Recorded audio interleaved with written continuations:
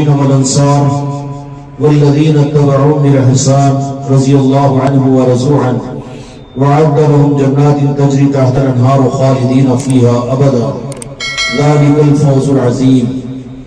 وقال تعالى في عظمته النبي الكريم في الكلام المجيد والفرقان الحميد في شان حبيبه إن الله وملائكته يصلون على النبي يا أيها الذين آمنوا صلوا عليه وسلموا تسليما اللهم صل على محمد وعلى آل محمد وبارك وسلم صلاة وسلام عليك يا رسول الله صلاة وسلام عليك يا حبيب الله. محترم بزرگوں دوستوں میرے بھائیوں، بہت سے نسبتوں پر، بہت سی تقریبات کی بنیاد پر، بہت سی دعوتوں میں آپ اور ہم پہنچتے رہتے ہیں اور پہنچنا بھی چاہیے، اس لیے کہ دو جہاں کے مالک میرے آقا نے تالیف قلب کا حکم فرمایا ہے کہ اگر کوئی انسان آپ کو کسی بات پر مدعو کرے اور دعوت دے تو اس کی دعوت کو قبول کرو، لیکن وہ دعوتیں جس پر قبول کی جائے تو تالیف قلب کا ثواب ملتا ہے، لیکن جس دعوت کی دعوت دینے والے اور جن کی نسبتوں پر محفلیں ہیں وہ جو دنیا کو نوازنے والے ہیں، جن کو رب العالمین نے قیامت تک کے لیے اپنے محبوب کی امت کا دستگیر بنایا ہو، جن کو غوث العظم بنایا ہو، ان کی نسبتوں پر محفلوں کے اندر میں آ جانا یہ تمہاری ہماری اپنی تقدیر کی اور تمہارے ہماری اپنی سعادت مندی کی اور تمہارے میرے قبولیت کی بین دلیل ہے، اس لیے کہ جن کی نسبت پر ہم اور آپ یہاں پر جمع ہوئے ہیں یہ کوئی معمولی نسبت نہیں ہے. اللہ تبارک و تعالیٰ اس کی عظمت اور اس کی قدر مجھ کو آپ کو عطا فرمائے.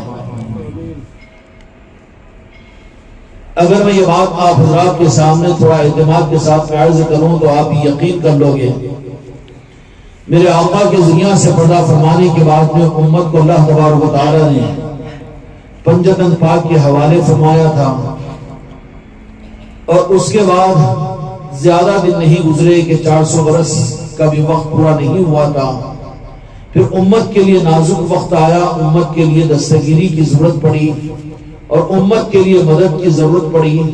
تو اللہ تبارک و تعالیٰ نے ازلی طور پر اپنے محبوب کی امت کو قیامت تک کے لیے دستگیر اور غوثیت کے مقام کے عطا کرنے کے لیے جس ذات کو منتخب فرمایا. خوش قسمتی ہم لوگوں کی یہ ہے کہ آج غوث العظم پیران پیر دستگیر رحمت اللہ علیہ کی نسبت پر ہمارا آپ یہاں پر جمع ہوئے ہیں. آپ اور ہم پیران پیر کی نسبت پر جمع ہوئے ہیں. دنیا والے دنیا کی تقریبات میں شادی اور بیاہ کی چلے اور چھٹی کی نسبتوں پر جمع ہوتے ہیں، گھر برانیوں کی نسبتوں پر جمع ہوتے ہیں، عید و برات کے موقعوں پر جمع ہو جاتے ہیں، مہمان نوازی اور مہمانداری کی بنیادوں پر جمع ہوتے ہیں. لیکن وہ جمع ہونا بھی کتنا عظمت والا ہوگا، اور وہ جمع ہونا بھی کہ جو پیران پیر غوث العظم دستگیر رحمت اللہ علیہ کی نسبت جمع ہوا ہو.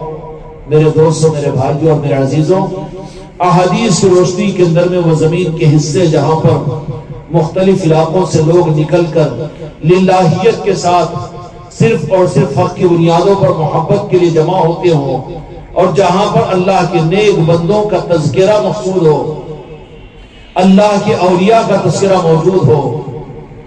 اولیاء کی نسبتوں کی یہ محفل ہے، پیران پیر کی نسبت کی.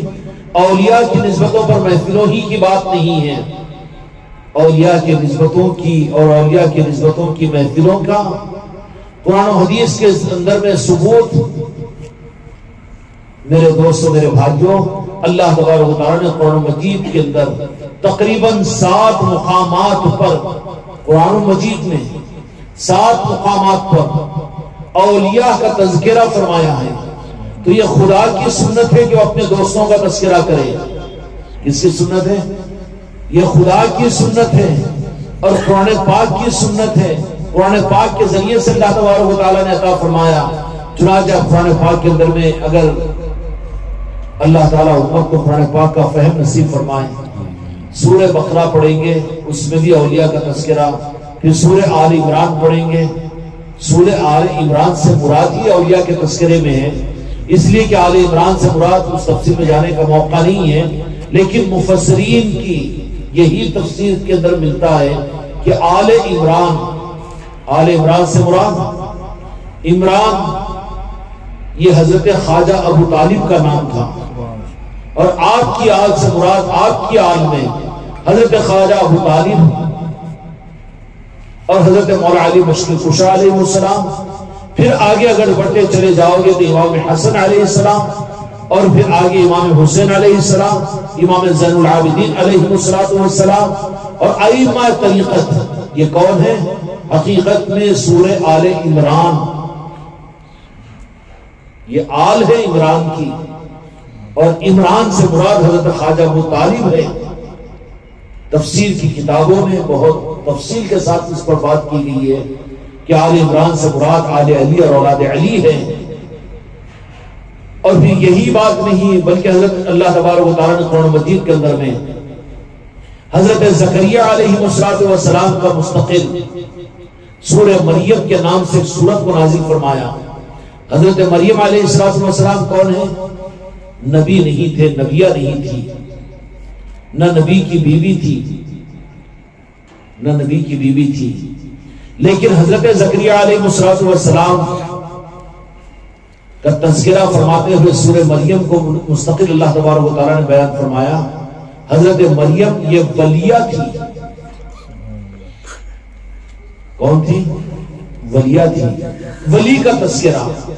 پھر قرآن مجید کے اندر میں حضرت سلیمان علیہ السلام کا جو واقعہ بیان کیا گیا اس کے اندر میں بڑی تفصیل کے ساتھ میں حضرت آصف برقیہ علیہ السلام کا تذکرہ فرمایا۔ آصف برقیہ کون تھے؟ تفسیر کی کتابوں کے مطابق میں یہ حضرت سلیمان علیہ السلام کی امت کے ایک وہ شخص تھے کہ جو حضرت سلیمان علیہ السلام نے آپ کو مقام عطا فرمایا تھا کہ حضرت سلیمان علیہ السلام کی امت کے ولی تھے یہ۔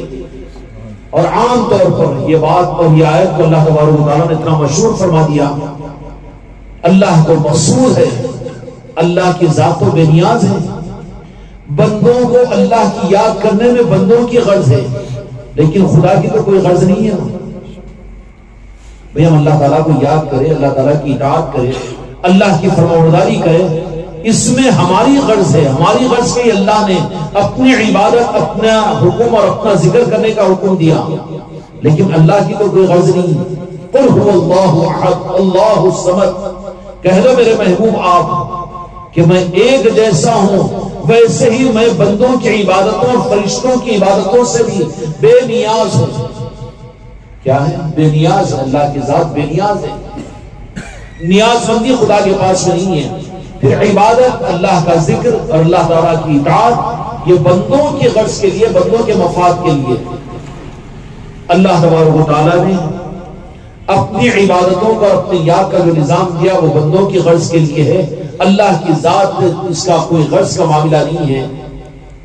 سمجھ میں آئی بات؟ لیکن اللہ کو کیا مقصود ہے؟ اللہ تبارک و تعالیٰ کیا چاہتا ہے؟ اللہ تبارک و تعالیٰ یہ چاہتا ہے کہ تم مجھے بغیر دیکھے مجھ کو یاد کرو تو غفلت کے پردے تمہارے دل میں رہیں گے، لیکن تمہارے لیے قابل جزا اور میری خوشنودی کا راستہ یہ ہے کہ جن کو میں نے اپنا بنایا ہے تو ان کو یاد کرو۔ انبیاء اکرام علیہ السلام کی اطاعت کا حکم دیا تو فرمایا کہ جو نبیوں کی اطاعت کرے گا وہ میری اطاعت ہے، یہ نہیں فرمایا کہ میری اطاعت ہے تو تم میرے نبیوں کی اطاعت کرو۔ اسی طریقے سے انبیاء اکرام علیہ السلام کا زمانہ جب ختم ہو گیا تو اللہ تبارک و تعالیٰ کی منشا بدلتی رہی۔ اب تو جہاں کے مالک میرے آقا کو خاتم النبیین بنا کر اس دنیا میں مبعوث فرما دیا گیا تو اعلان کروا دیا گیا کہ قل ان کنتم تحبون اللہ فاتبعونی ویحببکم اللہ، کہ تم میرے محبوب کے ساتھ محبت اور میرے محبوب کی اطاعت کے راستے کو اختیار کرو تو میں تم سے محبت کروں گا۔ خدا کی محبت کے لیے میرے آقا سے محبت اور میرے آقا کی تابعداری کو خدا نے اپنی محبت کو لا کر وہاں پر رکھ دیا۔ یہ نہیں کہ تم میرے بن جاؤ گے تو میں میرے محبوب کی محبت تمہیں عطا کروں گا، نہیں، یہ حکم اللہ تبارک و تعالیٰ نے دے دیا کہ اب تم میرے محبوب سے محبت کرو، میرے محبوب کی اطاعت کرو۔ تو پھر قل ان کنتم تحبون اللہ فاتبعونی ویحببکم اللہ، میں تم سے محبت کروں گا۔ اب پھر معاملہ اور آگے بڑھا، آگے کے زمانے کے اندر میں نبیوں کا سلسلہ ختم ہو گیا، تو پھر اب محبت، یاد، تذکرہ، اب بھی یہ امت کس کی کرے؟ میرے آقا کے حیات ظاہرہ کے اندر صحابہ اکرام میرے آقا کے تذکرے، میرے آقا کی محفل، میرے آقا کے تذکروں کے اندر میں اللہ کی محبت انہیں ملتی تھی۔ اب 15ویں صدی کے اندر میں اللہ تبارک و تعالیٰ کی محبت کے حاصل کرنے کے لیے خدا کی طرف سے قرآن و حدیث کا سبب کیا ہے؟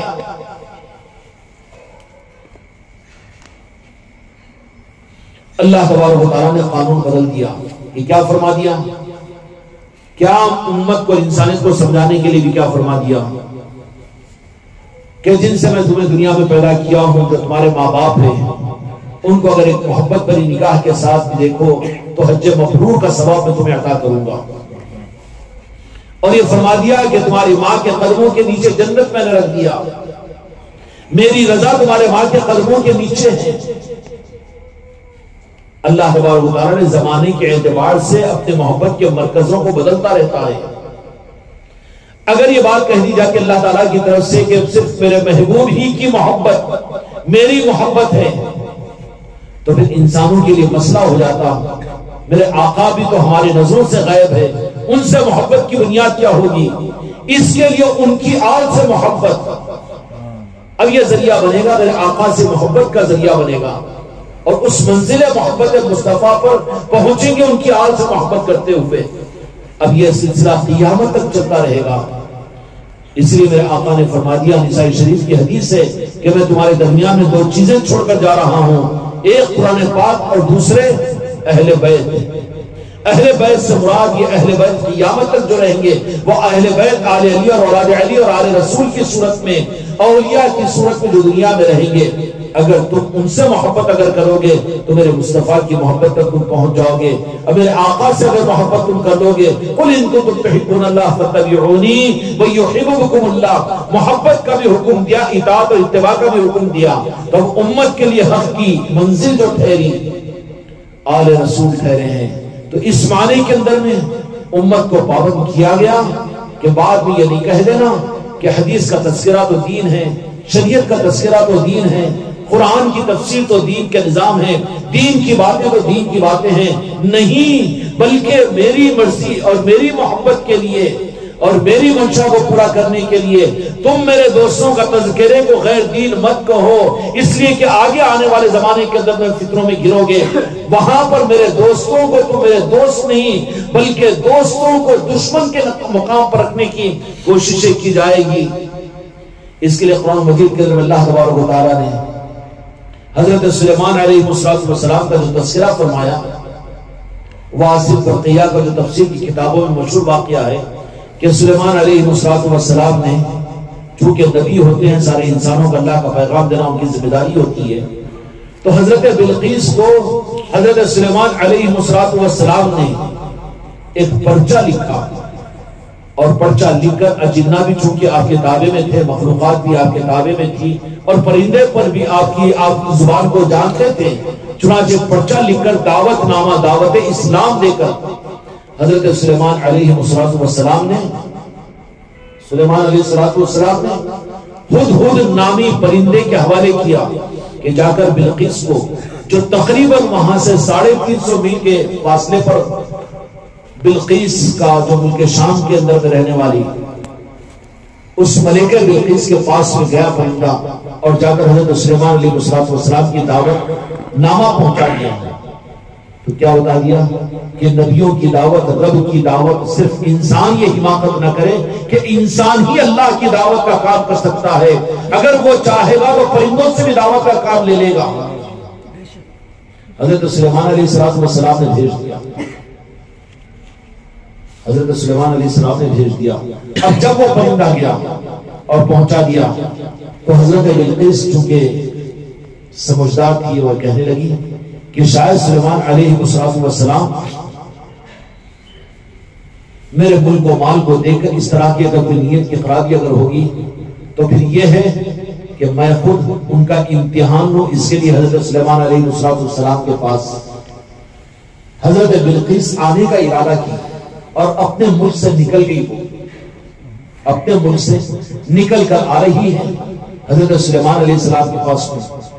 تقریباً سفر اس زمانے کے اندازے کے مطابق 23 دن کا سفر تھا، اپنے ملک سے اپنے دربار سے نکل چکی ہے۔ حضرت سلیمان علیہ السلام نے سوچا کہ اب اس ملکہ بلقیس کو متاثر کرنے کے لیے، حق کے لیے اللہ تبارک و تعالیٰ نبیوں کو معجزات دیتے ہیں، تو قیامت تک اولیاء کو حق کے اظہار کے لیے کرامتیں عطا کریں گے۔ سلیمان علیہ السلام نے کہا کہ وہ ہمارے پاس میں آ جائے اور دعوت حق میں اس تک پہنچاؤں، اس سے پہلے کہ وہ متاثر ہو۔ کیسے متاثر ہو؟ تو بلقیس کا جو ملکہ بلقیس کا جو تخت تھا، جو اس کے محل کے خاص حصے میں رکھا ہوا تھا، حضرت سلیمان علیہ السلام نے ارادہ کیا کہ اس تخت کو اپنے محل میں اس کے آنے سے پہلے اب بلا لے، تاکہ وہ متاثر ہو جائے اور پھر خدا کے نظام قدرت کو پہچان لے۔ تو ایک نبی حق کی دعوت کے لیے سلیمان علیہ السلام، یہ بات قرآن کیس کر رہا ہوں، سہارا کس کا لے رہا ہے؟ ولی کا سہارا لے رہا ہے۔ نکل چکی ہے بلقیس، ملکہ بلقیس۔ اب حضرت سلیمان علیہ السلام کو جب اطلاع ملی، حضور نے آ کر کہا کہ وہ تو نکل چکی ہے، آپ کے پاس آ رہی ہے، تو کہا کہ اس سے پہلے کچھ ایسا انتظام کہ ہم جب حق کی دعوت دے تو اس کا وہ انکار نہ کرے، تو چنانچہ کیا کرنا چاہیے؟ تو کہا کہ وہ جو ملکہ بلقیس کے دربار میں رکھا ہوا اس کا جو تخت ہے، اس کے آنے سے پہلے وہ تخت ہمارے پاس میں پہنچ جائے۔ کرامت کا سہارا لیا گیا۔ تو اس کے لیے کیا حکم دیا کہ حضرت سلیمان علیہ السلام نے اعلان کیا اپنی کابینہ کے اندر میں کہ کسی طرح سے وہ تخت کو ہمارے پاس میں، ہمارے دربار میں پہنچا دو۔ تو اجناؤں میں سے اجنا کھڑے ہو کر بڑی طاقت والوں نے یوں کہا، کیا کہا کہ میں آپ کے پاس سے آپ کی تخت کو پہنچاؤں گا۔ سلیمان علیہ السلام یہ خدمت مجھے دی ہے۔ تو کہا کہ کتنی دیر میں لاؤ گے؟ اس مجلس کے ختم ہونے سے پہلے۔ سلیمان علیہ السلام کہ نہیں، اس سے پہلے مجھے چاہیے۔ تو اجناؤں نے کہا کہ اتنی طاقت تو ہمارے پاس میں نہیں ہے۔ تو پھر کونے میں بیٹھے ہوئے حضرت آصف برقیہ تھے، جو سلیمان علیہ السلام کے امت کے امتی تھے۔ آصف برقیہ نے فرمایا کہ کون ہے اس خدمت کو کرنے والا کہ بلقیس کے آنے سے پہلے ملکہ بلقیس کے وہ بلقیس کے دربار کا وہ تخت میرے پاس پہنچ جائے۔ تو آصف برقیہ نے یہ کہا کہ اے سلیمان، اے اللہ کے نبی، اگر آپ چاہو تو آپ کے توسط سے، میرے رب کے فضل سے اس خدمت کے لیے میں تیار ہوں، تو کتنی دیر میں لا کر پیش کرو گے؟ کہا کہ پل چھپکنے کے برابر۔ سبحان اللہ۔ تو کہا کہ ٹھیک ہے، پل چھپکنے کے برابر وہ تخت میں اپنے زیب و زینت کے ساتھ حضرت سلیمان علیہ السلام کی دربار میں پہنچ گیا۔ تو حضرت سلیمان علیہ السلام نے آنے والی امت کو بتانے کے لیے رب نے یہ انتظام فرمایا کہ کہیں آنے والی 15ویں صدی کے اندر میں اولیاء کا تذکرہ دین کیسا جی، یہ 11ویں شریف کا اہتمام کیسا جی، اور یہ غوث پاک کی یاد کے مجلس سے کیسے، غریب نواز کے تذکرے کیوں، نہ راجن شاہ ولی کے تذکرے کیوں؟ ارے قرآن و حدیث کے تذکرے تو دین کے تذکرے مانے، لیکن اولیاء کے تذکروں کو یہ دین میں سے نکال دیں۔ ان کے انتظام کے لیے سلیمان علیہ السلام جلیل القدر نبی ہوتے ہوئے بھی قرآن و مجید کے مطابق میں ایک ولی کی کرامت کا سہارا لیا۔ اب آصف برقیہ نے کہا کہ یہ میرا اپنی کوئی شرافت نہیں، سلیمان علیہ السلام تمہاری نسبت ہے، اور دوسرے ھذا من فضل ربی، یہ میرے رب کا خاص فضل ہے، اللہ تبارک و تعالیٰ نے جو مجھے عطا فرمایا ہے، اللہ نے مجھے منتخب فرمایا کہ آپ کی امت میں رکھا، لیکن اپنا دوست بنایا، اور وہ رب نے مجھے یہ طاقت عطا فرمائی جو طاقت نہ دنیا کے کسی مخلوق میں ہے نہ کسی اور جگہ ہے۔ حضرت سلیمان علیہ السلام بھی نبی اور پیغمبر ہونے کے باوجود اذن خدا، منشاء خدا کی بنیاد پر ایک ولی کی مدد کو لیا ہے۔ اب ایک نبی نے حضرت آصف برقیہ کی مدد لی، تو غوث اعظم کو تو قیامت تک کے لیے امت کی مدد کے لیے خدا نے منتخب کیا۔ یا غوث اعظم جب تک یہ امت کہتی رہی، یہ دنیا کے انسانوں کے حکومتوں کی بھکاری نہیں بنی، ہمیشہ ان کے ہاتھ یوں تھے، ان کے گھروں میں نیاز شریف ہوتی تھی، ایک کماتا گھر کے 10 نہیں 20 آدمی بیٹھ کر کھاتے تھے۔ جب تک غوث اعظم کی نظر کرم تھی، بزرگوں کے نظام ان کے گھروں میں تھے، جب تک برکتیں، رحمتیں اور کرم فرمائیاں اس امت کے ساتھ میں ان کے گھروں کے اندر میں داخل ہوئی تھی، لیکن جب سے یہ 15-20 سال کے اندر میں جب سے بزرگوں کے نظاموں کو گھروں سے ختم کر دیا گیا تو پھر دینے والے ہاتھ مانگنے والے ہاتھ بن گئے. فائنانسوں کے اوپر سارا مسلمان نظر آئیں گے، بینک کے قرضوں کے اندر زیادہ مسلمان نظر آئیں گے، شاہکاروں کے پاس میں فائنانسوں کی کمپنیوں میں سب سے زیادہ تعداد کس کی رہے گی کہ نہیں رہے گی؟ یہ ہاتھ یہ کہ یہ کیوں ہوں گے؟ خدا کرے کہ اس امت کو یہ سمجھ آ جائے. تمہارے گھروں میں تمہاری نانی اور دادیوں کے پاس میں تاریخ کے کوئی اوراق نہیں سنا رہا ہوں، پوچھ لیجئے تمہاری بڑھیاں اگر زندہ ہو تو تمہارے گھروں کے اندر میں سال کے 12 مہینے میں 1-1 روپیہ 4 آنے 10 پیسے غلوں کے اندر میں جمع ہوتے تھے. یہ غوث پاک کی نیاز اس سے ہونی کی ہے. اور وہ بڑے اہتمام کے ساتھ 11ویں شریف کے اندر میں کیا ہوتا تھا، دسترخوان بچھتے تھے، لوگ آ کر کھاتے تھے. اور کیونکہ اس پر یہ تصرف بھی تو اللہ تبارک و تعالیٰ نے عطا فرمایا، یہ تصرف بھی. اب تو یہ ماننے میں آ جائے گا کہ قرآن پاک کے اس واقعے کے مطابق میں سلیمان علیہ السلام نے اپنی امت کے ولی کی کرامت کو ظاہر کروانے کے لیے رب نے قرآن مجید کے اس واقعے کو بیان کیا. اب اس واقعے کو تو بیان کیا، لیکن سوال یہ پیدا ہوتا ہے کہ سلیمان علیہ السلام جو نبی اور پیغمبر، اس کے بجائے ولی کی مدد کیوں لی؟ کس کی مدد لی؟ امت بد عقیدہ بن کر کہیں یہ نہ کہہ دے کہ یا غوث اعظم کہنا شرک ہے، یا یہ نہ کہہ دے کہ یا غریب نواز کہنا شرک ہے. اس لیے کہ اللہ نے جو سبب بنایا ہے، تو جیسے اور سبب میں سبب ہے، اچھا ہر سبب جو دکھنے میں آئے وہی قبول کیا جائے، جو نظر نہیں آتا قرآن و حدیث کے مطابق میں کیا اس کا انکار کیا جائے گا؟ یہ کہا جاتا ہے کہ بھئی مدد تو اس سے مانگنا چاہیے جو نظر آتے ہیں. غوث اعظم کہاں نظر آتے ہیں؟ تو بتاؤ کہ ملک الموت نظر آئیں گے، روزی دینے والے فرشتے نظر آتے ہیں، 360 فرشتے تمہارے جسم پر موجود ہیں نظر آتے ہیں، کرامن و کاتبین تم کو نظر آتے ہیں. لیکن کیوں کہ قرآن و حدیث میں اطلاع دی گئی ہے، اس لیے عقیدہ بناتے ہیں کہ یقیناً نظر نہیں آتے لیکن ہے وہ. اچھا پھر اور سمجھانے کے لیے اجنہ نظر آتے ہیں، اور بھی بے شمار مخلوقات اللہ تبارک و تعالیٰ کی نظر آتی ہیں، لیکن مانتے کیوں ہیں؟ اس لیے کہ حدیث میں موجود ہے، قرآن پاک میں موجود ہے. ایسے ہی اللہ تبارک و تعالیٰ اولیاء سے مدد کروانے کو، امت کو سمجھانے کے لیے حضرت سلیمان علیہ السلام باوجود نبی ہونے کے کہ بعد کی 15ویں صدی کی یہ امت اس گمراہیت میں اور اس بدعقیدگی کے دم نہ پڑ جائے کہ اولیاء کو پکارنا شرک ہے، اولیاء سے مدد مانگنا ناجائز ہے. میرے دوستوں، میرے بھائیوں، پھر کیا خیال ہے تمہارا؟ حضرت سلیمان علیہ السلام نے قرآن پاک کے مطابق میں اپنے زمانے کے امت کے ایک ولی سے مدد لی ہے. لی ہے کہ نہیں؟ اجنہ نے کہا کہ ہمارے بس کی بات نہیں ہے. آصف برقیہ نے بس پل چھپکنے کے برابر اس طاقت کو اور صرف کہا نہیں بلکہ لا کر پیش کر دیا. سلیمان علیہ السلام جانتے تھے، نبی تھے، علم غیب ان کو تھا. کیا تھا؟ پیغمبر کہتی کس کو ہے؟ جس کو علم غیب ہو. اچھا اردو میں سمجھ میں نہیں آتا، چکروں میں ڈال دیا نا اردو اور عربی کی باتوں کو سمجھا کر. نہیں بولے قرآن کو وہی سمجھنا جو عالم ہے، جو عالم سمجھا ہے وہی سمجھنا. ابھی بیچارہ پورا مطمئن ہو گیا کہ بس وہی ہے جو سمجھایا گیا. تو اگر اردو میں سمجھانے میں چکر دے دیا گیا تجھے رفو چکر، تو پھر پیغمبر کو انگلش میں کیا بولتے ہیں؟ پروفٹ کے معنی غیب کی خبر دینے والا. ہاں ارے اردو میں سمجھ میں نہیں آ رہا تو انگریزی میں تو سمجھ. انگریزی میں کیا بولتے ہیں؟ پروفٹ کہتے ہیں اس کو، نبی کو غیب کی خبر دینے والا. ابھی ترازو لگانا شروع کر دیا کہ علم غیب تھا کہ نہیں تھا، تھا کہ نہیں تھا. خدا کی قسم سمندر میرے مصطفیٰ کو رب العالمین نے دیا تو تمام نبیوں کو تو قطروں کی صورت میں دیا تھا. اولین اور آخرین کا علم میرے مصطفیٰ کو اللہ تعالیٰ نے عطا فرمایا تھا. عطا فرمایا تھا نہیں فرمایا. تو اسی قرآن مجید کے اندر میں پھر اس آیت کو اتنا زیادہ عام کیوں کر دیا گیا؟ سیٹ صاحب بہت اچھا گھر مت رہنا. پھر کیا دروازے پر کیا لکھائیں گے؟ 10 آدمی مشورہ دیں گے ھذا من فضل ربی.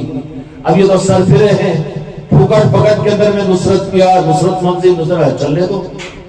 جس کا نام لکھ کے اپنے گھروں پر لگا لے رہے اس کا خود اپنا کوئی گھر نہیں ہے. یہ بھی میرے غریب نواز کا اور میرے غوث اعظم کا کرم ہے. ان کے اپنے گدا اور ان کے اپنے بھکاریوں کی ایسی لاج رکھتے ہیں وہ. اگر ان کے بن جاؤ خدا کی قسم دنیا کو تمہارے قدموں میں لا کر ڈالیں گے. دنیا سر نگو ہوگی تمہارے سامنے. آج امت کی ذلت کی وجہ یہ ہے کہ اللہ والوں سے یہ امت کٹی ہے تو دنیا میں رسوا ہو رہی ہے. تو کیا خیال ہے پھر کہ ایک نبی تو ولی سے مدد لے، مدد مانگے تو ولی سے مدد مانگنا، ولی سے مدد لینا. اب تو عقیدہ صاف کرو گے نا، قرآن پاک کے مطابق میں ہے نا. پھر جو اس کو شرک ہے اس کو شک کی نگاہ سے دیکھو.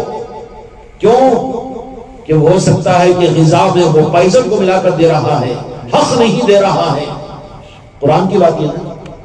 اور شکیل میں سنے ہوں گے نا قرآن پاک حضرت سلیمان علیہ السلام کے کابینہ میں آصف برقیہ ولی تھے. وہ تخت کو لا کر رکھنے والے آصف برقیہ دیکھ لیجیے بخاری شریف. آپ وہ تفسیر کثیر دیکھ لو، معارف القرآن دیکھ لو، تفہیم القرآن بھی دیکھ لو، مولانا مودودی صاحب کی، مفتی شفیع صاحب کی بھی تفسیر دیکھ لو. تفسیر کیا دیکھیں گے؟ ترجمہ دیکھ لو قرآن پاک کا. حضرت سلیمان علیہ السلام نے بلقیس ملکہ کے تخت کو لانے کے لیے اللہ سے دعا نہیں کی بلکہ خدا کے سبب کو اختیار کیا اور ولی سے مدد لی کہ جاؤ وہ تخت کو لے کر آؤ. خدا ہی نے کیا اور خدا ہی نے وہ طاقت اپنے ولی کو عطا کی. تو ولیوں کی مدد کا لینا شرک نہیں. اے شک والے کہ تیرے ایمان کی خرابی ہے. اللہ نے سبب بنایا ہے ولی کو اور اولیاء کو، اور ولیوں میں ولیوں کے امام حضور پیارے پیر غوث اعظم دستگیر رحمت رضوان ہیں. کون ہے؟ 5ویں صدی میں آئے یہ بات نہیں ہے بلکہ ازل سے اللہ تبارک و تعالیٰ نے آپ کو مقام غوثیت پر فائز فرمایا تھا. آپ کے دنیا میں تشریف لانے سے پہلے بھی ولیوں کا امام آپ کو بنایا. اولین اور آخرین کے اولیاء پر آپ کے قدر مبارک کی سند اور مہر عطا فرمائی. وہ غوث اعظم ہیں. خوش نسبتی ہماری یہ ہے کہ غوث اعظم کے نام لینے والے ہیں. ان کے نام لینے کے ساتھ ساتھ اپنے گھروں کو ان کی نسبتوں کی محفلوں سے سجاؤ. تو پھر وہ غوث اعظم کون ہیں کہ جن کو اللہ تبارک و تعالیٰ نے یہ تصرفات عطا فرمائے. اچھا اولیاء کو تصرفات دیتا کون ہے؟ اللہ تبارک و تعالیٰ. تو خرابی کس بات کی ہے؟ خرابی کس بات کی ہے؟ اور ان کو وہ کیسے تصرفات دیا؟ بھئی فرشتوں کے در میں بعض فرشتوں کو کچھ مقام، کچھ کام تقسیم کرانا دی. ملک الموت علیہ السلام کو کہہ دیا کہ روح نکالو اور پانی برساؤ اور تم روزی دو اور تم یہ کرو، کام تقسیم کر دیا. تو ایسے ہی اولیاء کے اندر میں بعض اولیاء کو امت کی دستگیری میں اور امت کی مدد کرنے کے لیے حضور پیارے پیر غوث اعظم کو منتخب فرمایا. اور آپ کیوں ارشاد فرماتے ہیں غوث اعظم پیران پیر جن کے نسبت کی محفل ہے. خوش نسبتی ہماری اور آپ کی یہ ہے کہ ان کے نسبت کی محفل اس گھر میں سجی ہے اور آج سرزمین عادل آباد پر نہیں بلکہ خانقاہ محمدی کے تحت میں 10 مقامات کے اوپر محفلیں سج رہی ہے. وہ گھر مبارک ہے جس گھر کے اندر میں وہ رونقیں لوٹ کر آئے گی. ذرا کر کے تو دیکھو. ابھی پورا اندھیرا نہیں ہوا بلکہ تھوڑا سا ہمت کے ساتھ میں اپنے گھر کے دروازوں کو کھول کر ان اولیاء کے نسبتوں کی محفلوں کو، ان کی یاد کی محفلوں کو سجا کر تو دیکھو. تمہاری نسلوں میں، تمہارے گھروں کے اندر میں کیسی روشنیاں پیدا ہو جائے گی. کیونکہ مدد کرنے کے لیے غوث اعظم آج بھی تیار ہے. لیکن وہ اولیاء بے نیاز بھی تو ہوتے ہیں. ہم خود نہ چاہے اپنے گھروں کے اندر میں تو پھر ان کو زبردستی ضرورت نہیں ہے کہ قبضے دار تو بنیں گے نہیں وہ کہ تم نے اپنے گھروں کو ان کی محفلوں کے لیے نہیں کھولا. جہاں ہو رہی تھی اس کو بند کرا دیا. تو پھر اب وہ یہ تو زبردستی تم ہماری محفلیں کرو یہ تو نہیں چاہیں گے بلکہ جو ہمت کر کے آگے بڑھے گا اس کے لیے مدد کے راستے کھلیں گے. غوث اعظم پیران پیر غوث اعظم کی ذات کو اللہ تبارک و تعالیٰ نے قیامت تک کے لیے. اچھا انبیاء کرام علیہ السلام بولے کہ مدد کو کیا ہے؟ اللہ مدد کرتا پھر یہ ولیوں کی مدد کیوں؟ یہ 11ویں شریف کیوں؟ اور اس کی وجہ سے اولیاء کو یاد کرنا کیوں؟ یا غوث اعظم کیوں کہے یا غریب نواز کیوں کہے؟ میرے بھائی بے ادب بنایا جاتا ہے تو نسبتیں ختم ہو جاتی ہے. ابا جان باوا جان کہو تو باپ اور بیٹے کے اندر میں جو محبتوں کے رشتے رہتے تھے، پپا ٹائے ٹائے بائے بائے میں وہ ہے کیا؟ اور جی نہیں، اور اس کا اثر کیا ہونا؟ اماں پر بھی پڑ رہا ہے، جو انہیں بھی نام لے کے بلا رہی، ہاں انہوں بھی نام انہوں بھی نام، سب بد اخلاقوں کا مجموعہ جمع ہو رہا ہے۔ اس کے بجائے جہاں پر بابا ابا جان بابا جان، اس کی وجہ سے وہ رشتوں کے اندر کتنی محبتیں باقی رہتی تھی۔ الفاظ کی بھی درجہ حرارت ہوتی ہے، الفاظ کی بھی درجہ حرارت ہوتی ہے۔ اس اعتبار سے اولیاء کے نسبتوں کی محفلیں ہمارے گھروں کے اندر ہوتی تھی، تو بے ادب کرنے کے لیے ان اولیاء سے امت کو کاٹ دیا گیا، اس لیے کہ ادب جو ملتا تھا ان اولیاء کے ذریعے سے ملتا تھا۔ 11ویں شریف کے گھر کے اندر میں محفل ہوتی تو پورے گھر کو صاف کیا جاتا تھا، لوگ صبح سے تیاری کرتے کہ آج غوث پاک پیرانے پیر کے نسبت کی محفل ہے، اور آج ہمارے گھر کے اندر میں غوث پاک کے لنگر کا دستر بچھنے والا ہے، اور اس دستر پر آ کر غوث پاک کے مہمان کھانا کھائیں گے۔ سمجھ میں آ رہی بات؟ یہ نظام دیا گیا تھا امت کے لیے میرے بھائی، بہت الگ الگ جملے دے کر امت کو بہت حق سے بہت دور کر دیا گیا۔ اس لیے اس کا مسئلے کا حل یہ نہیں ہے کہ تم بھی مسلمانوں کو بانٹو اور مسلمانوں کے ساتھ نفرت کرو، نہیں۔ جو بیچارے مریض ہیں ان کو سمجھاؤ، ایک ایک گھر میں اولیاء کے تذکرے شروع ہو جائے، ایک ایک گھر کے اندر میں نورانیت پھر سے داخل ہو جائے۔ خدا کی قسم یہ تمہارا میرا حق نہیں ہے، بلکہ یہ تو حق والوں کا حق ہے۔ جو کچھ دوریاں پیدا ہوگی ان نسبتوں سے امت جو کٹ گئی، پھر سے تم کوشش کرو کہ یہ پھر سے ان کو نسبتیں حاصل ہو جائے۔ سمجھ میں آئی بات؟ کیسا برننگ ایشوز دیکھتے گئے کہ اللہ کو پکارنا تو ٹھیک ہے، ایمان ہے، لیکن یا غوث العظم کہنا، 11ویں شریف کا اہتمام، العیاذ باللہ وہ جملہ ہم اپنی زبانوں سے نہیں کہہ سکتے، لیکن مجھے 1.5 سال پہلے وہ جب وہ بات معلوم ہوئی تھی تو بھائی جسم سے جان نکلنے کے قریب ہو گئی تھی کہ دارالعلوم کا دعوت آئی اور جا کر کھا لیے، تو استاد آئے، رات کے اندھیرے میں بچے سب سو گئے دارالعلوم کے اندر میں، اٹھایا چند بچوں کو اٹھا کر پوچھے کہ کیا کہا جا گیا؟ تو دعوت آئی تھی فلاں جگہ۔ تو بچوں میں سے کہا کہ اچھا دعوت کیسی تھی؟ دعوت تھی تو بولے کہ وہاں پر کچھ ہاتھ اٹھا کے دعا ہوا بھی کرے تھے، اور شاید کوئی نیاز بول رہے تھے۔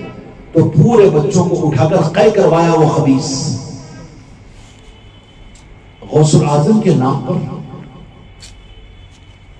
اچھا یہ کہا جاتا ہے کہ ان کے نام کا بکرا وہاں پر ذبح کے اندر میں اگر کوئی اللہ کے نام کے علاوہ کوئی اور نام لے تو وہ حرام ہو جاتا ہے۔ غوث پاک کی نسبت کا بکرا یا غوث العظم کے نیاز کا بکرا، تو پھر کیا خیال ہے تیرے مردار بیٹے کے ولیمے کے نام پر تو جو بکرا لے کر آیا وہ کیسے حلال ہو سکتا ہے؟ یا وہی بکرا جو تم نے اپنے گھر میں غوث العظم کا لے کر آ کر بنا ہے، اس کو جا کر کسی مولوی صاحب کے پاس یہ بکرا دارالعلوم میں قبول کرو، تو پوچھیں گے کہ یہ نیاز کا ہے کہ غوث العظم کا ہے؟ آنے دو، پھر نام نہیں بول کر آنے دو، وہ قبول۔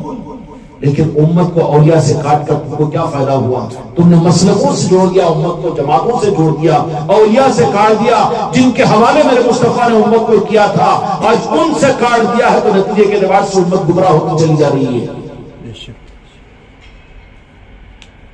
تو اولیاء سے مدد کا مانگنا اللہ ہی سے مدد کا مانگنے کے برابر ہے، اور اللہ ہی نے ان کو تو متعین فرمایا۔ پیرانے پیر غوث العظم دستگیر رحمۃ الرضوان کو اللہ تعالیٰ نے وہ مقامات عالیہ عطا فرمایا، وہ کمالات عطا فرمایا کہ قیامت تک کے لیے امت کی دستگیر اور امت کی غوثیت کے لیے حضور پیرانے پیر کو اللہ تبارک و تعالیٰ نے متعین فرمایا ہے۔ کیا فرمایا؟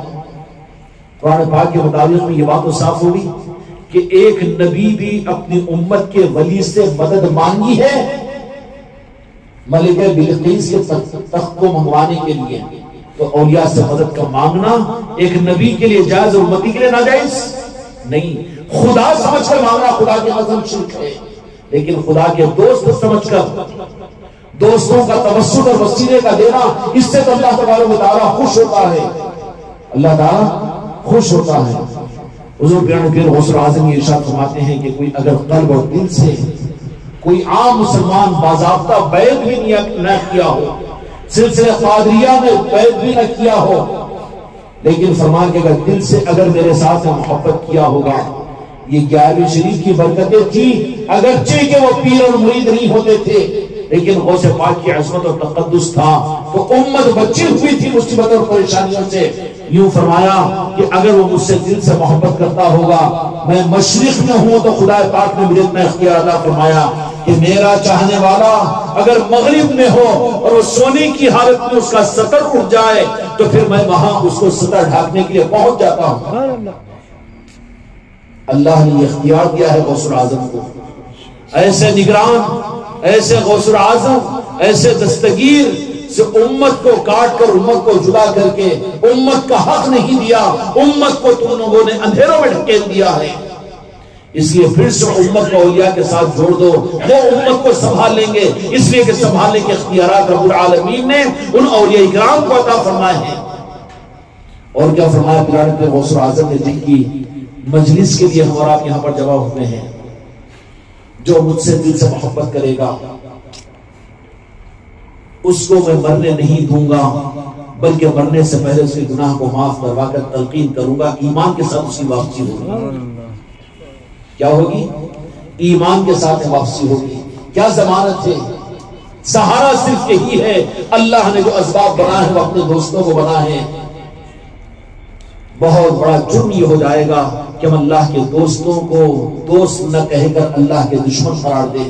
اولیاء کو یاد کرنا، ان کے نسبت کی محفلیں، ان کو پکارنا، ان کے پاس میں جانا، اگر کوئی کہہ رہا ہے شرک تو سمجھ لینا کہ یہ آصف زدہ ہے، شیطان اس کے اوپر حاوی ہے، شیطانیت نے اس کے عقیدوں کو ختم کر دیا۔ انہوں کیسا مدد کرتے جی، کیسا مدد کرتے جی؟ سیدھے سے اگر قرآن و حدیث کے مطابق میں اگر تجھے سمجھ میں نہ آئے تو پھر سمجھانے کے لیے خدا انتظام بھی تو کرتا ہے نا کہ اولیاء کیسا مدد کرتے ہیں، ہم کیسا ماننا اولیاء مدد کرتے سو؟ تو تجربات تو ہوں گے نا آپ کو، خود کو تجربہ نہیں ہوگا، خدا نہ کرے تمہیں، لیکن تمہارے خاندان میں کتنے لوگ مل جائیں گے کہ کسی کو خبیث، کسی کو شیطان پکڑ لیا، کسی کو کچھ تو بھی ہو گیا، وہ اردو جاننے والا لیکن تیلگو میں بات کر رہے ہیں، تیلگو میں بات کرنے کے مراٹھی میں بات کر رہی ہے، مراٹھی کے بجائے انگریزی میں، ہوتا ہے نا جی، ہوتا ہے کہ نہیں ہوتا؟ تو پھر علاج کے لیے کس کو بلاؤ؟ ارے ان کو بلاؤ، عامل صاحب کو بلاؤ، عامل صاحب کو بلاؤ۔ اب انہوں بھی بھئی تیرے بڑے بھائی نا، دو آنکھ دو کان والے سب کچھ، لیکن علاج ان سے ہوتا ہے۔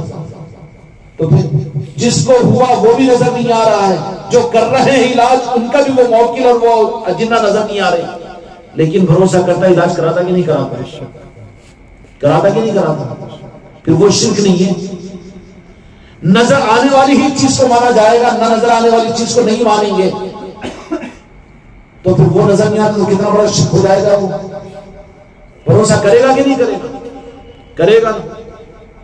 یہ بھی جا رہی دیجیے، دو آدمی آپس میں لڑ لے رہے ہیں تو فوراً آپ جا کے چھوڑا، بھیا شیطان آ گیا، شیطان آ گیا، شیطان آ گیا، شیطان آ گیا، تو تو دیکھا کہ شیطان برادری کو دکھتا ہوگا نا، تو تمہیں شیطان ہی دیکھا نہیں بھائی جھگڑ رہے اس واسطے، اس بات کی دلیل ہے کہ شیطان درمیان میں آ گیا۔ تو شیطان کون ہے؟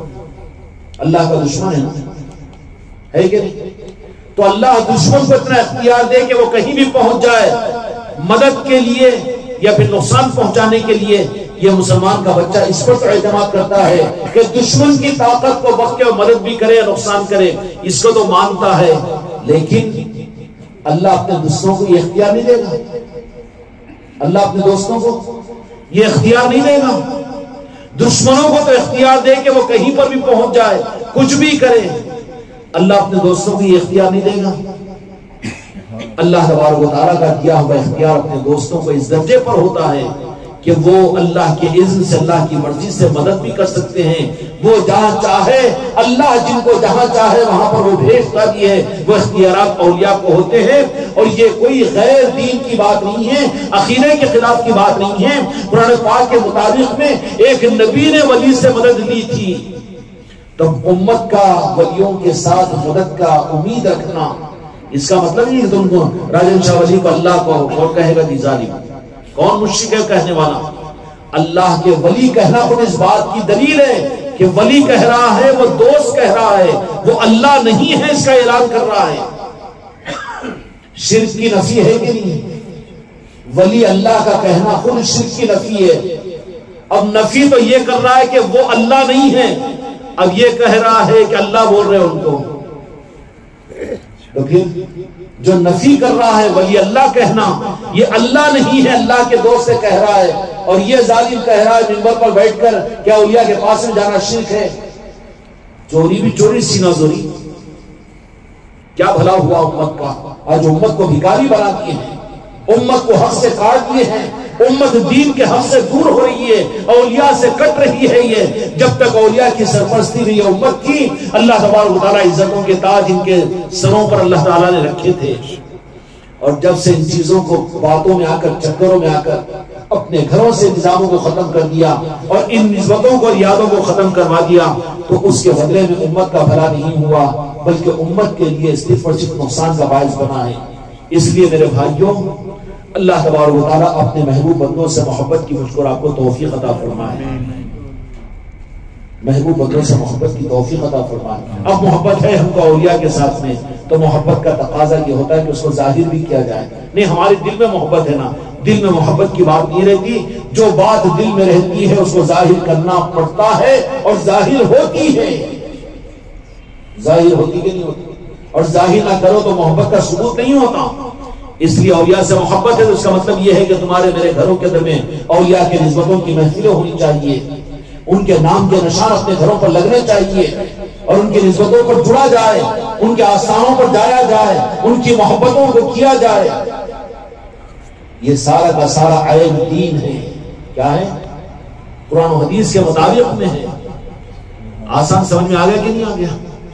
ایک نبی کا، سلیمان علیہ السلام کا، ایک ولی سے مدد مانگنا اللہ نے منگوایا۔ رات سلیمان علیہ السلام کو اللہ تبارک و تعالیٰ نے ولی کی مدد کے لیے، ولی کو کیوں آپ نے پکارا اور ان کے ذمہ کام کیوں کیا؟ تو اللہ بھی نعوذ باللہ کیا شرک کروایا؟ نہیں نا، خدا کا قانون، خدا کا ضابطہ یہ، خدا کو پسند ہے کہ وہ اپنے دوستوں کی پہچان کروائے۔ اگر غوث اعظم کو مدد کے لیے منتخب نہیں فرماتا تو پھر یہ امت غوث اعظم کو کہاں پہچانتی تھی؟ جو کچھ خدا کرتا ہے، اللہ چاہتا ہے کہ میرے دوستوں کی پہچان ہو تو وہ ان اولیاء کے ذریعے سے کرواتا ہے۔ غوث اعظم نے ایک مردے کو ٹھوکر ماری، کیا کی؟ ٹھوکر ماری، زندہ ہوا نا، وہ غوث اعظم کی ذات ہے۔ ایک مرتبہ امتحان کے لیے یہودیوں نے یہی کہا کہ حضرت عیسیٰ علیہ السلام مردوں کو زندہ کرتے تھے، اے محمدی کہ تمہارے آقا بھی کیا مردوں کو زندہ کیے ظاہر میں؟ تو غوث اعظم اپنے عروج پر آگے کہ میرے آقا کو تو اعتراض کر رہا ہے، میں تو غلام ابن غلام ہوں، میں آپ کی تو 8ویں نسل 11ویں نسل کے اندر میں ہوں، کیا کہنا ہے مردوں کو زندہ کرنا؟ امام الانبیاء کے بارے میں تو کہاں جا رہا ہے؟ تو اپنی اوقات میں رہے، میں ان کا 11ویں نسل کی اولاد ہوں، میں بھی مردے کو زندہ کر سکتا ہوں۔ اب اللہ تبارک و تعالیٰ کو بھی سجانا مقصود تھا، تو کہا کہ زندہ کیجئے اس مردے کو۔ تو حضرت شیخ پیران پیر سیدنا غوث اعظم دستگیر رحمۃ اللہ علیہ نے مردے سے کہا قم باذن اللہ۔ عیسیٰ علیہ السلام کیا بولے تھے؟ اللہ کے حکم سے اٹھ جاؤ، اللہ کے حکم سے اٹھ جاؤ۔ کہاں سے اٹھ رہا ہوں؟ سنمون اور سو رہا ہے مردہ، ہاں زندہ ہے نا؟ مہینوں بھی ساکت بڑھ گئے تو میں بھی ڈاؤٹ میں آ گیا۔ ہماری بچیاں جو آئے ہوئے گیلری شریف کی مجلس کو، بچیاں بھی کہیں سنمون بیٹھ گئے ہوں گے، ذرا بازو والے اٹھا دو، بوڑھے بوڑھے لوگوں کا خیال کرو ذرا، نہیں تو پھر آج کل تو نا بیٹھے بیٹھے پولٹری فارم کے مرغوں کی طرح سے ٹھوس دھس ہو جا رہے، بیٹھے بیٹھے لیٹے لیٹے اٹھے اٹھے، اس وقت ذرا خیال کرتے رہو، دیکھتے بھی رہو۔ تو کیا ہوا؟ قم باذن اللہ، مردہ تو اٹھ رہی نہیں۔ پھر حضرت شیخ عبد القادر جیلانی رحمۃ اللہ علیہ کہا کہ قم باذن اللہ، پھر بھی مردہ اٹھا نہیں، ہنسنا شروع کر دی۔ کیا ہوا؟ اولیاء کی کرامتیں کہاں ہیں؟ گیلری شریف ایک کرے پر برکت کہاں ملی جی؟ وہ مولانا سید بولتے تھے کیا ہے کہ شرک ہے، کیا ہے کہ شک میں آ جاتا تھا، لیکن اللہ تعالیٰ یہ سمجھانا چاہتا ہے کہ میرے دوستوں کو میں کیسی طاقت دیتا ہوں۔ 2 مرتبہ پیران پیر سیدنا غوث اعظم دستگیر رحمۃ اللہ علیہ نے قم باذن اللہ کا حضرت عیسیٰ علیہ السلام کی طرح سے مردہ زندہ نہیں ہوا۔ رب العالمین نے فرمایا کہ عبد القادر تم ہمارے محبوب کی آل ہو، تم غوث الاعظم ہو، قیامت تک کے لیے ہم نے آپ کو غوث الاعظم بنا دیا اپنے محبوب کی امت کی دستگیری کے لیے۔ یہ مت کہو قم باذن اللہ کے حکم سے کھڑا ہوگا، بلکہ یہ کہو عبد القادر کہ قم باذن عبد القادر، جیسے پیرانے پیر نے اپنی زبان سے میرے حکم سے کھڑے ہو جا عبد القادر کے، تو مردہ کلمہ پڑھتے ہوئے کھڑا ہوگا۔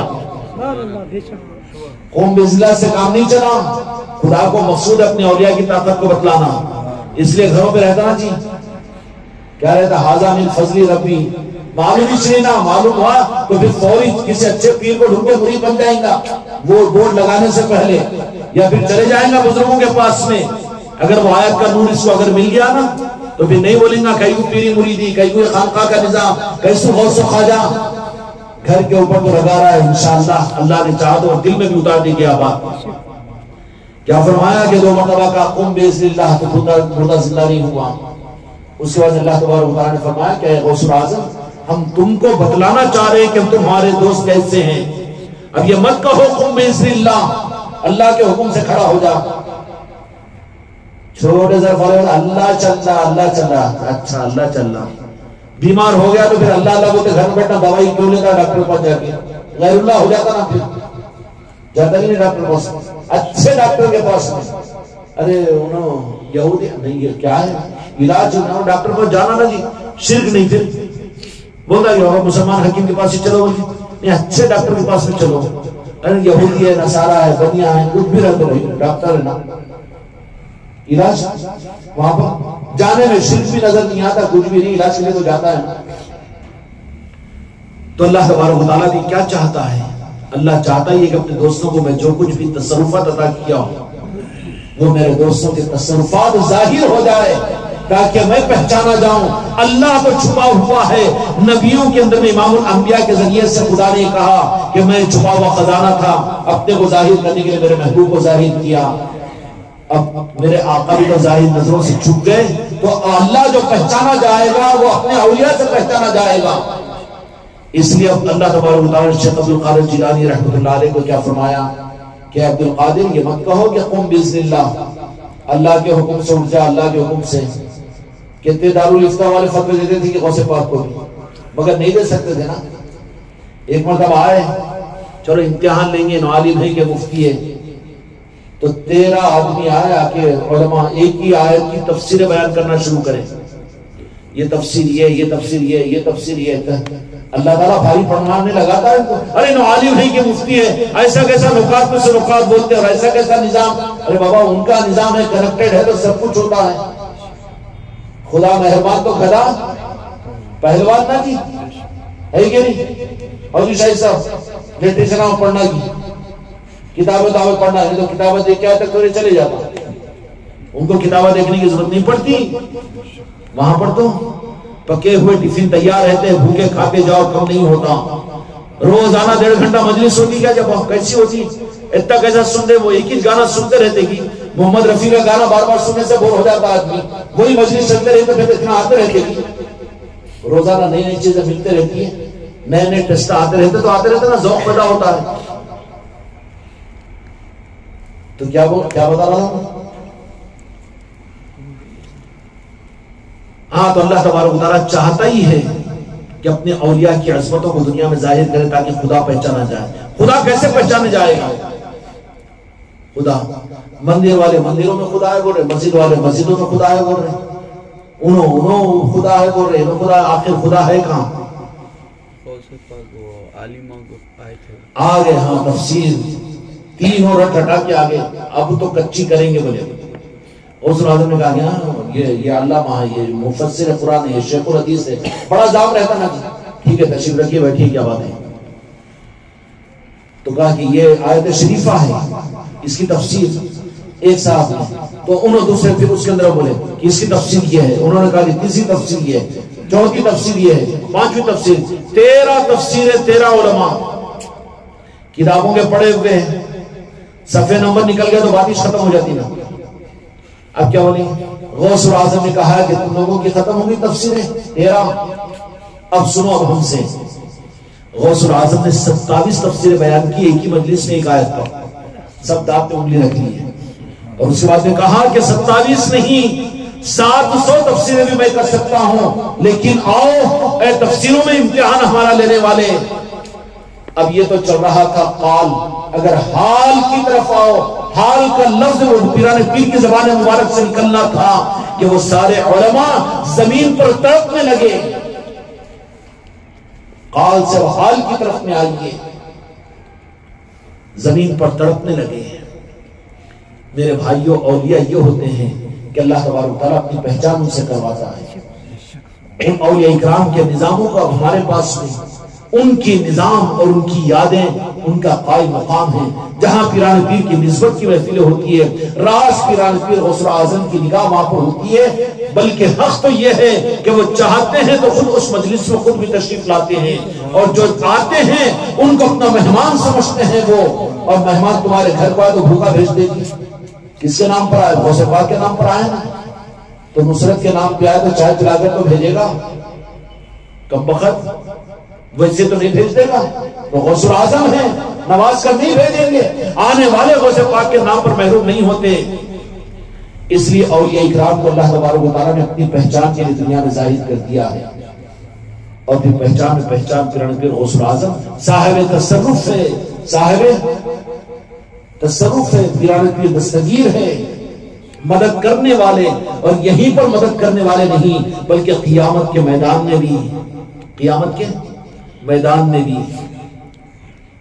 چلو ایک بات عرض کر کے اپنی بات کو ختم کر دیتا ہوں تاکہ قرآن و حدیث کا الجھن کوئی ذہن میں نہ رہ جائے۔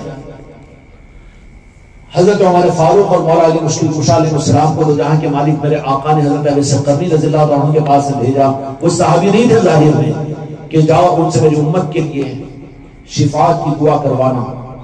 تو جب وہ پہنچے، حضرت ابی سقرنی رضی اللہ عنہ نے چھپے مبارک کو لیا اور آنکھوں سے لگایا اور پہاڑ میں اندر تشریف لے گئے، اور اس چھپے مبارک کو سامنے رکھا اور رکھا فرمایا یا اللہ تیرے محبوب کے چھپے مبارک کے صدقے اور طوفیل میں میرے آقا کی امت کی بخشش فرما۔ تو اللہ تبارک و تعالیٰ نے فرمایا کہ آگے امت کو میں نے بخش دیا۔ کہا کہ اور؟ تو بولے کہ اور 75% امت کو میں نے بخش دیا۔ تو بولے کہ اور؟ نہیں، جاؤ 75 پہ راضی ہو جاؤ۔ امت کو کون بخشائیں گے؟ جماعت مسئلہ کے نہیں بخشوائے گی، اولیاء بخشائیں گے خدا کی قسم۔ اگر اولیاء سے اگر کٹے ہوئے رہو بخشش کا سامان دور ہو جائے گا۔ جماعت اور مسئلہ کے یہ تو 100-150 سال کے نظام ہے، خود بخشے جائیں گے نہیں، پتہ نہیں۔ اگر اولیاء سے کٹے رہے، امت کو اگر اولیاء سے کاٹ دیا تو انہی کا خود پتہ نہیں 150 سال پہلے تھے نہیں آج ہے، اور کل کو رہیں گے نہیں رہیں گے پتہ نہیں۔ لیکن بخشوانے والے بِإِذْنِهِ إِلَّا يَشْفَعُ عِندَهُ إِلَّا بِإِذْنِهِ، اللہ شفاعت کا حق دیتا ہے۔ اگر اولیاء سے امت کٹ جائے گی، امت کے اوپر تو ظلم کر رہے ہو، جو بخشوانے والے ہیں ان کے شفاعت کرنے والے ان سے امت کو اگر کاٹ دو، نہ ادھر کا رکھ رہے نہ ادھر کا رکھ رہے، ادھر کا بھی نہیں رکھ رہے ادھر کا بھی نہیں رکھ رہے۔ تو حضرت ابی سقرنی رضی اللہ عنہ میرے آقا کے اس پردہ فرمانے کے بعد میں ابی سقرنی کے پاس سے بھیجے، 75% کی امت کی مغفرت تو ہوگی۔ تو ابی سقرنی رضی اللہ عنہ نے کہا کہ یا اللہ 25% ابھی باقی ہے، نہیں یہ حق آپ کو نہیں ہے۔ پھر یہ 5ویں صدی ہجری کے اندر میں بغداد کے اندر میں عبد القادر نامی پیدا ہوں گے، ان کی شفاعت پر میرے محبوب کی 25% امت کی شفاعت ہوگی۔ یا غوث حق غوث، یا غوث حق غوث، یا غوث حق غوث، نعرہ غوث یا غوث یا غوث۔ امت کو حق کے ساتھ میں جوڑو، غوث پاک کے ساتھ میں، اولیاء کے ساتھ میں، غریب نواز کے ساتھ میں۔ 40 سال 50 سال پہلے تک امت اولیاء کے ساتھ میں جڑی ہوئی تھی، دنیا بھی بہتر تھی، ان کی دنیا میں بھی رحمتیں برکتیں تھی، ان کی قبروں کے اندر ان کی مغفرت کا سامان تھا، قیامت میں بھی انشاءاللہ ان کا ساتھ اور ان کے نظام ہوں گے۔ کاٹ کر امت کو نہ ادھر کا رکھا ہے نہ ادھر کا رکھا ہے۔ گمراہیتوں کو ختم کرو، اس کا مطلب نہیں کہ مسلک و جماعتوں کو بناؤ، یہ نہیں چاہتے ہیں، خامخواہ کی کوئی مسلک و جماعت نہیں ہے، لیکن حق جو ہے وہ تو حق دینا ہے۔ کیا فرمایا کہ 25% امت ایک پیدا ہونے والے ہیں، یہ حدیث کی کتابوں کے اندر روایت موجود ہے کہ باقی 25% امت کو غوث اعظم کی وجہ سے شفاعت پائے گی، قیامت کے میدان میں حضور پیرن پیر غوث الاعظم اپنے چاہنے والوں کی ان کو چن چن کر جن کے دلوں میں ذرہ برابر بھی غوث الاعظم کی نسبت اور محبت ہوگی ان کو بلا لیں، ہاں تم ادھر آ جاؤ، تم ادھر آ جاؤ، تم ادھر آ جاؤ۔ اگر غوث الاعظم کے نہ بنے، غریب نواز کے نہ بنے، سلسلہ قادریہ اور چشتیہ اور صابریہ نقشبندیہ کے نہ بنے، کون ہوگا وہاں پر پہچاننے والا؟ کون ہوگا تمہیں سہارا دینے والا؟ تمہارا بانی، تمہارا عالم، تمہارا مفتی، تمہارا دارالعلوم، تمہارا یہ تو 100-150 سال کے بعد میں رہیں گے نہیں رہیں گے، کوئی گارنٹی ہے؟ لیکن اللہ نے جن کو قرآن اور حدیث نے جن کو رکھا ہے امت کی شفاعت کے لیے، امت کو ان کے ساتھ میں جوڑ دو۔ سمجھ میں آئی میری بات؟ سمجھ میں آ گئی؟ غوث الاعظم کی ذات وہ ذات ہے جو دنیا میں بھی، قبر کے اندر بھی، قبر کے نظارے بھی بڑے عجیب و غریب ہوتے ہیں۔ غوث الاعظم کا وہاں پر جلوہ افروزی ہوتی ہے، دو جہاں کے مالک کے ساتھ میں آتے ہیں۔ یہی نہیں بلکہ روایتوں بڑی عجیب و غریب ہے، روایتیں بڑی عجیب و غریب ہے۔ پل صراط کے اوپر امت جب کٹ رہی ہوگی، گر رہی ہوگی، تو وہاں پر غریب نواز و غوث الاعظم ہوں گے جو امت کو سہارا دے رہے ہوں گے۔ ان سہاروں سے مت کٹو، امت کو بے سہارا مت بناؤ۔ میرے مصطفیٰ نے امت کو سہارے عطا فرمائے غوث و خواجہ کی صورت میں۔ امت کو غوث و خواجہ سے کاٹ کر ظالم نہ بنو امت کے حق میں۔ امت کو جن کے ذمہ میرے مصطفیٰ نے کیا ان کے حوالے کر دو، قیامت میں بھی ان کا ساتھ دیں گے اور غوث الاعظم کی نگاہ کرم ہوگی۔ اللہ تبارک و تعالیٰ کے پاس اگر کہتا جاؤں تو میرے بھائی ایک سے ایک بات یاد آتی جا رہی ہے، لیکن کرم ہے یہ غوث الاعظم کا کہ انہوں نے یہ نسبت اپنے کرم سے پھر سے مجھ کو اور آپ کو عطا فرما دی ہے۔ اس کے لیے قدر کرو، کوئی گھر پیرانے پیر کے نسبت کی محفل کے بغیر نہ رہے۔ چکروں میں مت آؤ، چکروں میں مت پڑو، نفرت مت کرو، کسی کلمہ گو کی حقارت حرام ہے، کسی مسلمان کو نیچے نگاہ سے مت دیکھو، ہر ایک کی قدر کے ساتھ اس کو حق دینے کی کوشش کرو، کریں گے انشاءاللہ۔ یہی نجات کا ذریعہ ہے، امت کے لیے شفاعت کا ذریعہ ہے۔ بہت مشہور واقعہ ہے غوث الاعظم کا کہ ایک کے والد کا انتقال ہوا، خواب کے اندر اسے دیکھا کہ جہنم کے انگاروں میں کھینچ رہا ہے۔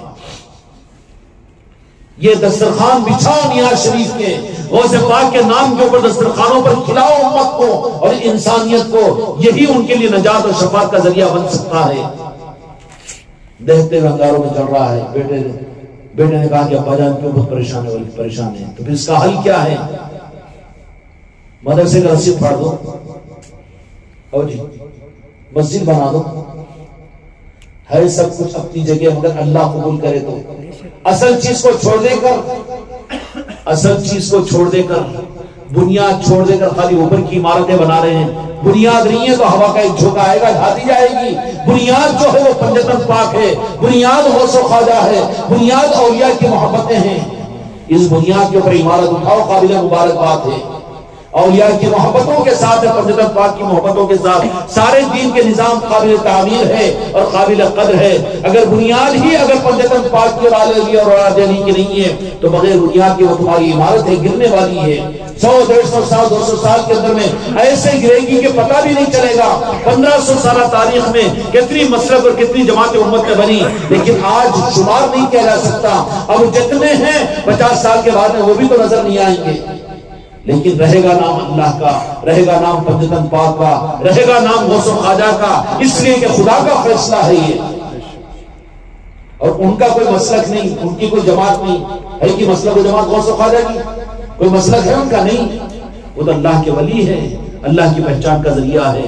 اس لیے اس باپ نے کہا کہ بیٹا اس کی ایک صورت ہے، صرف اس لیے کہ میں جانتا ہوں کہ جہنم سے بچنے کا راستہ کیا ہے، صرف ایک ہے کہ جا تو جاتا ہے بغداد شریف میں پیرانے پیر غوث الاعظم کی خانقاہ، کبھی کبھی جاتا ہوں، کھڑوس بڈھا تھا، کیوں جاتا ووٹ روکنے والا تھا، لیکن جب نازک وقت آیا تو جانا، وہیں جا کے دعا کرانا، بولتا کہ نہیں بولتا؟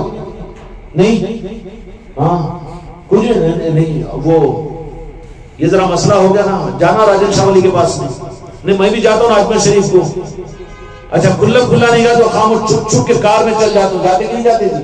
آج لوگ کے بہت سے لوگ جاتے ہیں، جتنا ایسا ویسا بولتے ہیں نا، رات کے اندھیروں میں جاتے ہیں راجن شاہ ولی کے پاس سے، کیوں چھپ کے جاتی ہو؟ کوئی چوری کا سودا تھوڑی ہے، اجاگری کے ساتھ میں جاؤ، اللہ کے دوستوں کے پاس جا رہے، اللہ کے دشمنوں کے پاس تو نہیں جا رہے۔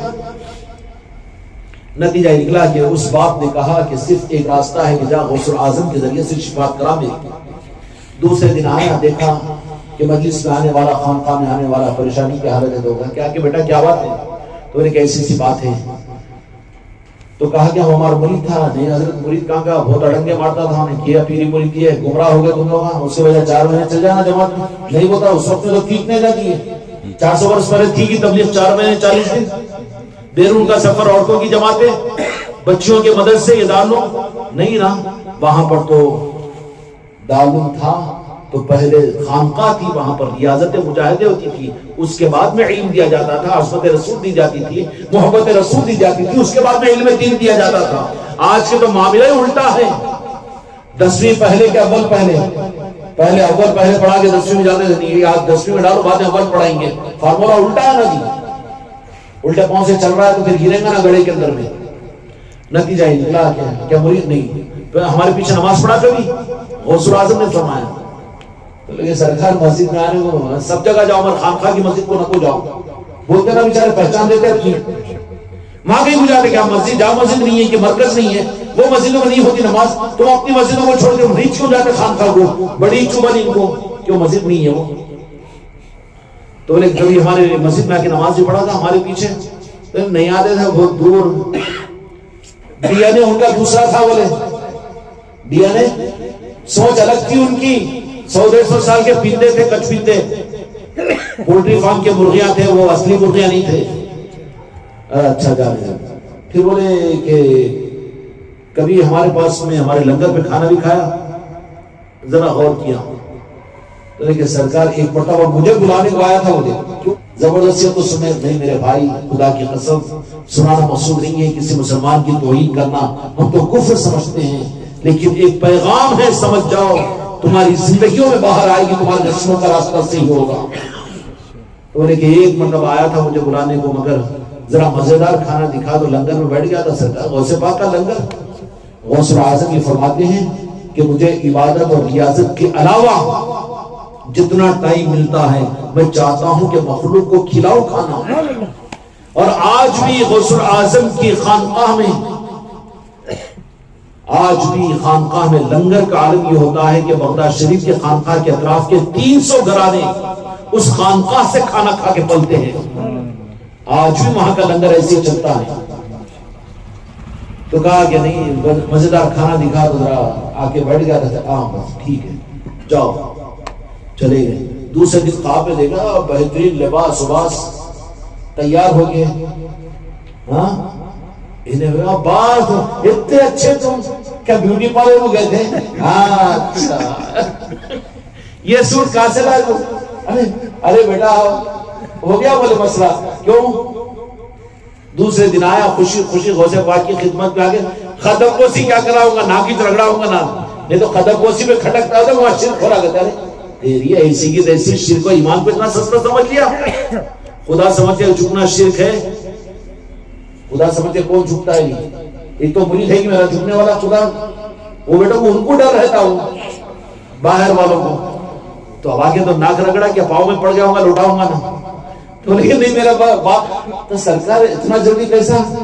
تو ہم نے خدا سے تو یہ بات کہی تھی کہ وہ ہمارا مخالف تھا، ہماری مسجد کو نہیں آتا تھا، ہمارے پیچھے نماز نہیں پڑھتا تھا، ہمارا مرید نہیں تھا، لیکن ایک مرتبہ ہمارے لنگر کے دستر پر اس نے ایک نوالا کھایا، مگر کھاتے نہ کرو نہیں تو بدہضمی ہوتی، کھلانا بھی ذرا اپنے گھروں میں سیکھو، جتنا کھایا پھر وصول بھی کرتا وہ، ہاں شوگر کا پرہیز ہو گیا، اس کا پرہیز ہو گیا تو کھا نہیں سکنا کہتے، اس واسطے بزرگوں کے لنگروں میں کھاؤ، خانقاہ میں آ کر بیٹھ کر خوب کھاؤ، لیکن کھلاؤ بھی اپنے گھروں میں اولیاء کی نسبتوں پر، نہ کو کھانا ہی کھانا، انکمنگ انکمنگ، آؤٹ گوئنگ نہ کو بولے تو کیا ہوتا جی، آؤٹ گوئنگ بند ہو گیا تو پیٹ پھولتا نا جی، پھر وہ گیس سے نیچے سے نہیں تو اوپر سے نکلے تو پریشانی ہو جاتی نا، اس واسطے بزرگوں کے نظاموں پر اپنے گھروں کے اندر مجلسیں کرو، لنگروں کے دستر بچھاؤ، صرف کھانے کا نہیں اپنے گھروں پر، بھلے تم چنے ہی بنا کر کھلاؤ اور پھر بسکٹ ہی کھلاؤ، لیکن محفلیں کر کے خانقاہوں کے اندر میں کھلانے کا مزاج ہی بناؤ۔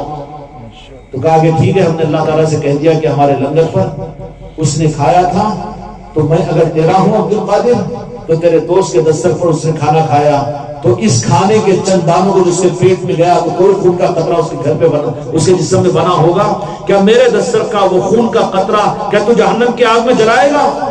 اللہ نے کہا کہ میرے دوست کی دستر پر بنا ہوا کھایا ہوئے کھانے کا خون کا قطرہ میں جہنم میں کیسے؟ اس کی وجہ سے اللہ تعالیٰ نے جہنم کے فیصلے کو قلعدم کر دیا۔ یہ نجات کا ذریعہ بن سکتا ہے۔ اس نے اپنی آل اولادوں کو، اپنے دوست احباب کو لاؤ ان لنگروں میں، ان خانقاہوں کے لنگروں میں بٹھا کر کھلاؤ۔ کریں گے انشاءاللہ۔ اللہ تعالیٰ ہم سب کو حق کے ساتھ آگے بڑھائے۔